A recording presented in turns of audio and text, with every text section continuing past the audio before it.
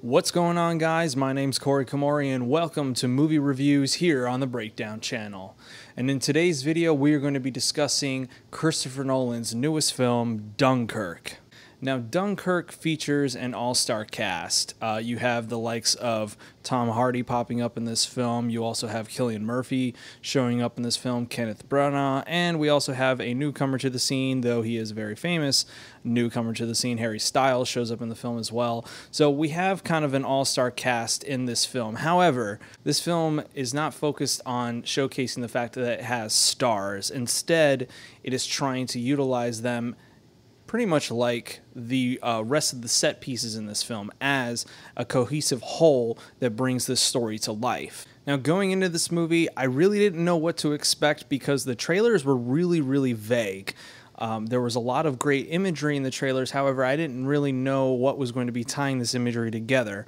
And lo and behold, this film really is pure filmmaking at its finest. This movie really utilizes images to its fullest extent. There's really not a whole lot of dialogue at times in this film, and it really focuses on the fact that you are thrown straight into the chaos that is war, and it lets the imagery and the cinematography speak for the film itself. The story is very simple. The story itself takes place during the Battle of Dunkirk, and it showcases this battle from the perspective of two infantrymen who are trying to escape the beaches of Dunkirk. It also follows a fighter pilot played by Tom Hardy who is fighting against the German Luftwaffe, and at the same time it showcases the heroic side of the civilians that were involved in this battle and how they were trying to help get the British soldiers from Dunkirk back into England. So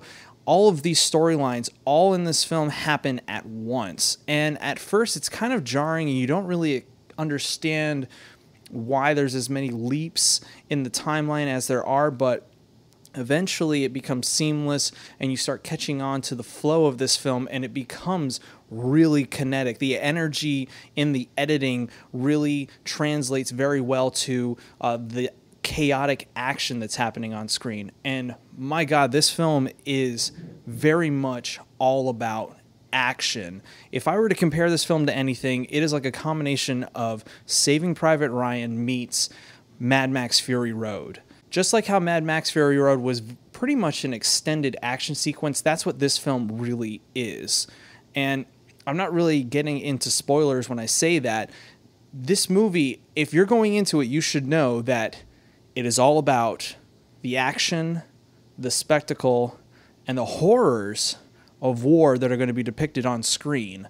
This movie is incredibly realistic with its depictions of this war. However, it also has a dreamlike, almost nightmarish quality to it. Some of the visuals very much reminded me of the visuals that were showcased in Inception, and this film screams Christopher Nolan's style, and it really added to the sense of dread and the sense of hopelessness that the soldiers were feeling in the story itself. Now, for me personally, the biggest standout for this film was not the action itself, but it was the music driving the action. Hans Zimmer creates one of the best scores that I've ever heard him create in any film that he's been a part of. And that's really saying something, because Hans Zimmer time and time again has proved that he is one of the best, if not the best, composer working in film currently. This soundtrack is no different. I honestly thought that he was going to peak with his work in Interstellar. Interstellar's music is perfect in my opinion. However, for some crazy reason, and I have no clue how he managed to do this, but he managed to top himself in this film.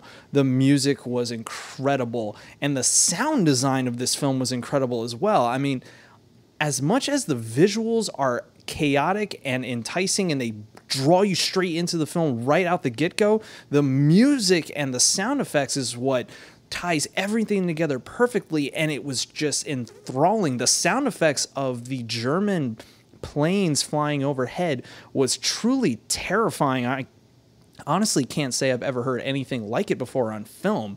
and it really just added to the overall sense of atmosphere this movie had.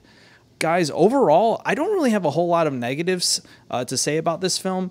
Honestly, at times, it felt like an endurance test during some of the scenes because it was so intense and it just took so much energy out of you. However, at the same time, when I looked at my clock when the film was over, I realized, oh my God, this movie has been going on for about an hour and 50 minutes, and it feels like it's only been like a 30-minute movie. It felt like only 30 minutes had gone by because it was so engrossing and it was so fast-paced that you were just sucked into the experience, and it was just an incredible thing to be a part of and to behold. Honestly, this has been a great year for films, in my opinion, and Dunkirk just adds to the list of fantastic movies we've had this summer. I don't think that it is Christopher Nolan's best film. Me personally, I still love The Dark Knight and Inception more than this movie. However, this was a really interesting take on war. This was an interesting take on World War II. It took the stories of World War II, or it just took the setting of World War II and put it in a completely different context that I didn't expect. And it really floored me. Like, I just can't say I've ever seen a movie like it before. Honestly, guys, if I'm going to give this movie a rating, I got to give it a 9 out of 10. This movie was fantastic. It was super surprising. I knew Christopher Nolan was going to do something interesting with this movie, but I didn't expect it to be as inventive as it was visually. And again, guys, if you're looking for something that has got a lot of action in it, that has a lot of great visual storytelling, that is pure cinema, this is the movie to see. Do not miss it, especially if you're a fan of Christopher Nolan and all of his other films. But what do you guys think? Have you seen the film? If you have, leave a comment below. Let me know what you thought. What's one of your favorite Christopher Nolan films? For me, like I said, I love The Dark Knight. I love Inception. I also love The Prestige. The Prestige, I think, is one of his most underrated films, and I absolutely love that movie as well. Thank you guys again so much. I'll see you guys next time.